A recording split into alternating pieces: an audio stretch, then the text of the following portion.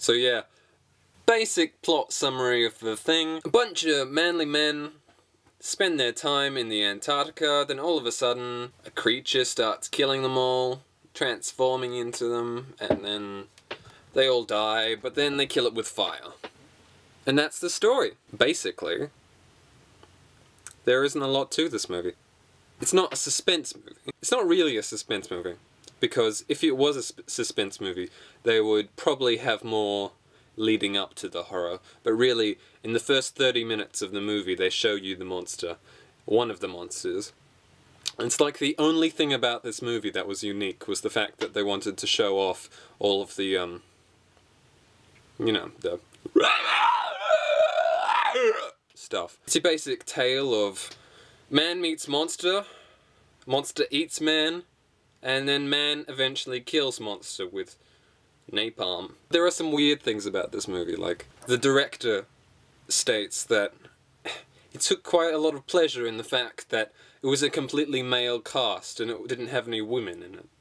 That was one of his major points. He wanted to make a manly movie with only men. Bunch of men on their own in a very small enclosed place, which is very cold on the outside. They have to keep warm. Also, they've got to fight this huge quivering mound of red flesh. Fun fact, in the very first 10 minutes or whatever of the movie, the Norwegian guy comes across and he's shooting crazily, and then in one shot he stands there firing and shouting in Norwegian, and in that one shot he explains the entire plot of the movie. Watch out, that dog isn't actually a dog and it'll kill you all. You probably should kill it with fire. All of the Norwegian people in the audience were like, what?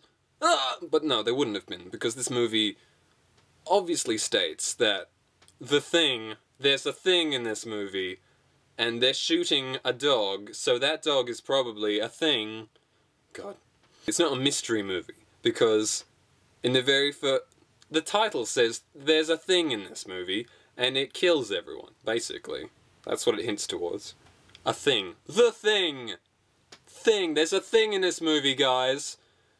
There's a thing. And really, it's a tragedy story, because it's all about an alien which desperately wants to get off the planet. Eventually, he's underneath the ice, building himself a, spaceship to get off the planet. But no, they have to barbarically kill it.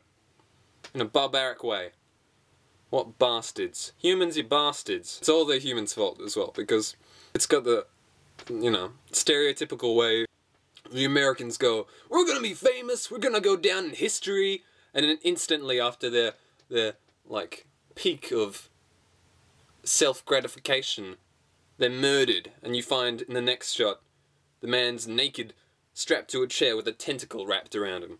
Keeps you aware that no matter how good you think you are, you've always got the chance of being some kind of weird Japanese fetish. There are some kind of dodgy things in this as well, because you've got the stereotypical black, yeah, you know, hip, young man on roller skates. Am I allowed to say black? I don't know. Sorry. And I recall that at one stage he says, he refers to some of the other characters in the cast as Buana, which is from back in the day when, you know, slavery was around. That's what you called, your white masters. Buana. Bit dodge. There are also some funny lines in it, which aren't supposed to be funny, obviously, but, they cracked me up. They sure cracked me up. So this one which is, supply window. I don't know what the hell's in there, but it is weird and pissed off, whatever it is. Those were my favorites.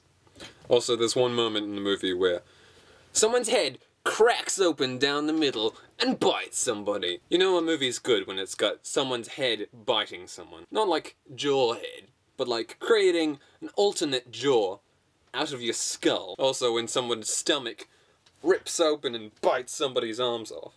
It's a good movie.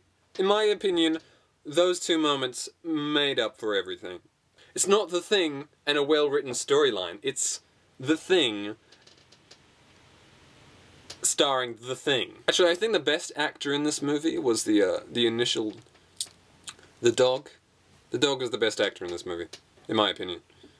He's cool, calm, collected, stays in character pretty well, and he got a good accent for the character he was playing. In a place where there's nothing, they found something. Whatever. Peace out, mother flipper.